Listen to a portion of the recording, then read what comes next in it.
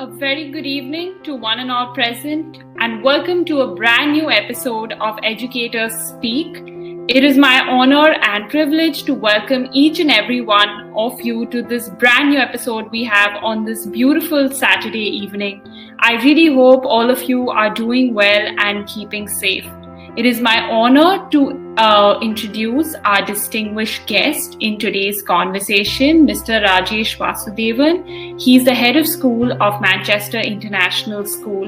And I have to say, he's one of the most dynamic school leaders I have met in the recent times. His entire vision for school education and the beautiful way in which he's so interactive with his students and how accessible he is as a school educator, it's truly remarkable. And this is what I guess are the little things that matter and that make school educators stand out. So it's truly an honor and privilege, sir, to have you with us this evening. Thank you so much.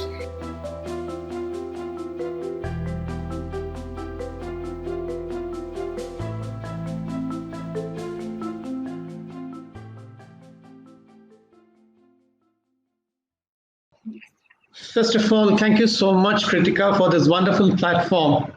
You know, when I was invited for this forum a couple of days ago, I was all excited about it because the moment when you converse with someone, you get a lot of vibes from them. And those vibes are so important for us to understand the dynamics that is involved in such that would involve in such conversations. And I was when Vivek told me about it, I said, yes, fine, why not? We must do this. And I'm here. So, in fact, so thank you first, Kritika, for this opportunity for me to, discuss with you. You have opened a Pandora's box. And, there are a lot of questions that you asked me. And it is, in fact, while you were talking about the scenario, while you were giving the synopsis, I traveled, a few months back and, and I was just picking at from where the whole thing started. I always believe there is nothing called a new normal. It's always new opportunities. I always believe that we should never lose the opportunity that comes across to you in a crisis. It is during the crisis that we come across different ways of finding the problems, different ways of understanding, analyzing situations, and preparing ourselves. Everything was fine in India and across the world until March 17th. Especially in India, on the 17th of March, we had to close down the schools, and 25th of March, the nationwide lockdown started. Little did the schools or the people in the education sector realize that it would prolong this long, it will go for 7 months. What they thought was, okay, 1 month, 2 months, 3 months. Even the 2 months, 3 months was not at all taken into account. Maybe a month. When schools define their logo or define their identity, like saying creating leaders or making a new horizon, whatever be it, education is always life. It's not preparation for life. Education is life itself. You cannot prepare for something when you don't realize that there is something called uncertainty in the future. Definitely, yes. Like any other schools across the country, affluent schools and less affluent schools and schools that did not have any kind of infrastructure. We were thrown back, all of us, my team, the entire team didn't, for a moment or for some time, we did not know what exactly is going to happen to the system of education in India.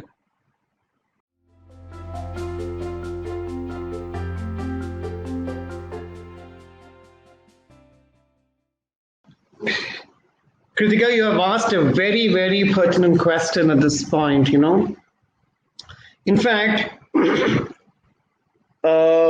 you look at the last 7 months, We have celebrated the Doctors' Day,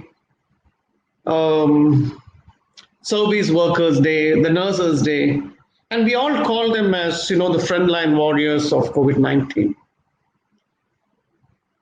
September 5th, the Teachers' Day in India, went silently, unnoticed.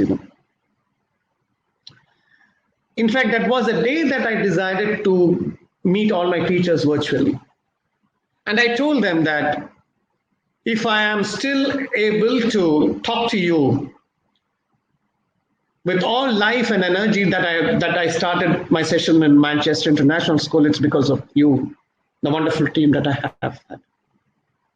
Today, if the learning is happening without a stumbling block, if there hasn't been a lockdown to learning, I would owe it to the entire fraternity of teachers across the country. And no schools can claim single-handedly that it was their talent, it was their investment, or it is their input that has made learning happen. No leaders can claim that. I have seen the ups and downs that my teachers have gone through. As you said, everything was fine till March 25th. The moment all of them are inside the house, especially in an Indian scenario, it is like you don't have to invite war. It just happens naturally.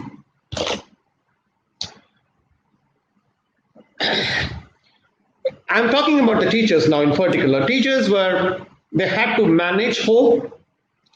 They had children attending schools, so their online classes should happen. They had elderly people at home to take care of. On top of that, some of their spouses lost their job. The business went into shambles. And in spite of all these drawback, the kind of trauma that my teachers went through,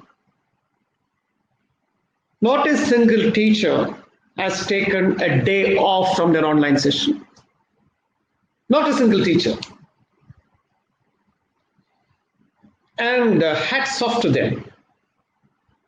I'm not saying because my teachers, some of them would be attending the session, it's not because of that.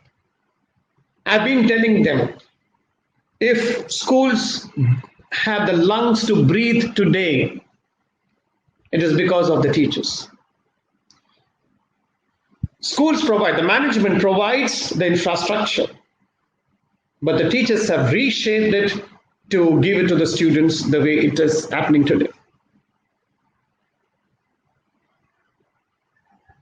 Parents had lots of issues.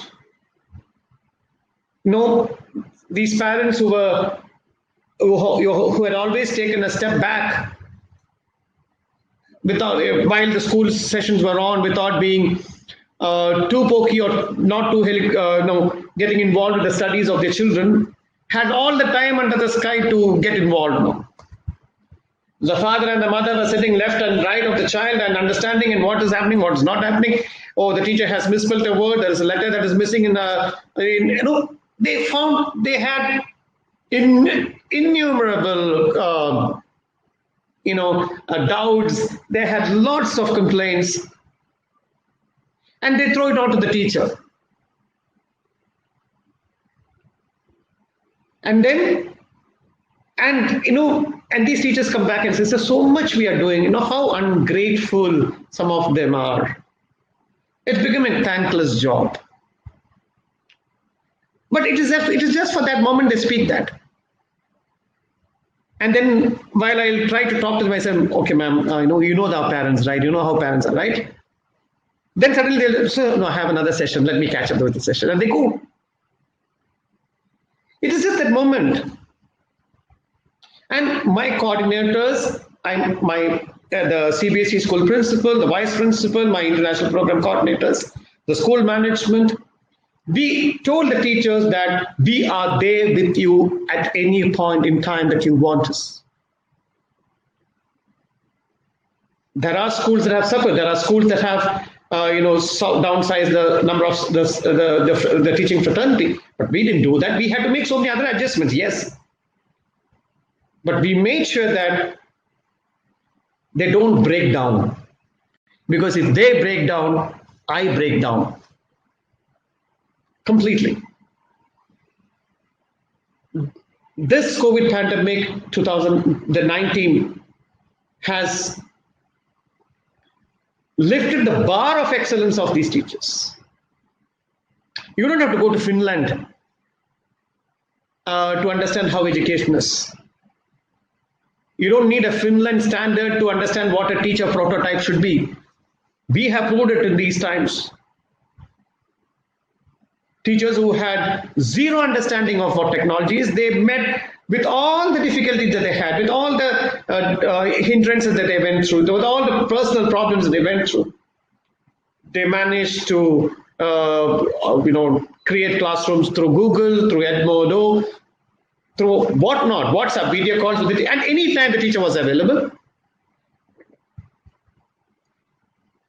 The teachers were called even after 6 o'clock or 7 o'clock in the evening. Ma'am, I had this doubt. Ma'am, my son did not understand this. Can you just explain to them? One-on-one sessions did happen.